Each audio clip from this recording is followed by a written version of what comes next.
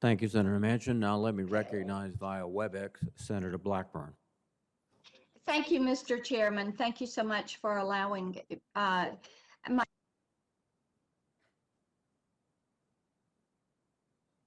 for being generous with your time. We appreciate that and appreciate your service to our country. I want to talk with you just a little bit about China and our Chinese counterparts. You know that some deterrence and the Pacific Deterrence Initiative, these are things that are important to me. And our diplomats had a contentious encounter last week in Alaska. And Beijing's Foreign Affairs Chief, Director Yang, this was his statement. The U.S. does not have the qualification to say that it wants to speak to China from a position of strength. And if Congress fully funds the Pacific Deterrence Initiative at the levels proposed in Admiral Davidson's assessment, and listening to you this morning, it sounds as if you're in complete agreement with that. Talk to us about how we communicate that we believe we hold that position of strength in communicating with Beijing. Thank you, Senator.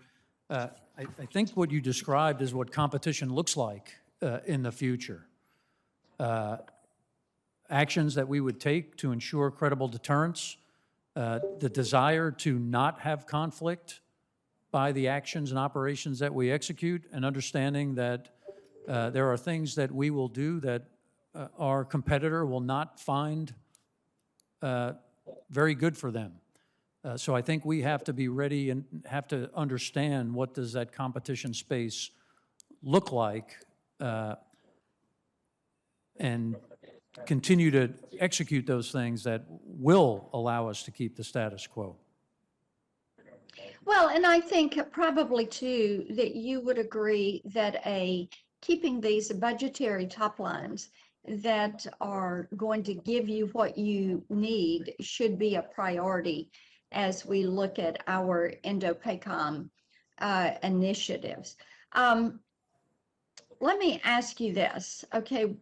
When you look at PDI, Combined Command Control Networks, and the mission partner environment in relation to interoperability and the needs of our regional security partners, and we look at this through the lens of cyber, through the lens of technology.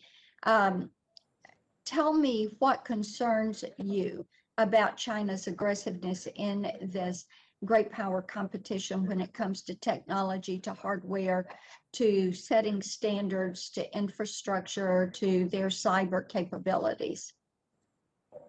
Thanks, Senator. So the key with the mission partner environment is that it absolutely must be cyber secure. We would not benefit from allowing the PLA to be able to infiltrate that network. So all the benefits that it provides for interoperability, for command and control, for resilience and reassurance, the concern would be the cybersecurity of that environment, and it would have to be top on the list of priorities as it were developed. Well, in that regard, what about the vulnerabilities that are associated with cloud computing and integrated systems? Thanks, Senator. So those technological advances, I think, while they identify vulnerabilities, also have opportunities. So as we shift and take advantage of those things, again, we have to make sure that they're cyber secure and unable to be infiltrated.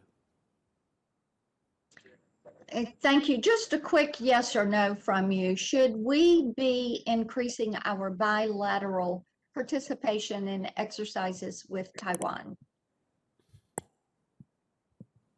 Senator, we should continue to execute those things that we do with Taiwan, and should there be a policy shift. Again, if confirmed, I'd hope to be in those conversations. We do exercise with Taiwan. We have visits with Taiwan. We have consultations. All of those are contributing to Taiwan's defense. Thank you. Thank you, Mr. Chairman. Thank you, Senator. Let me now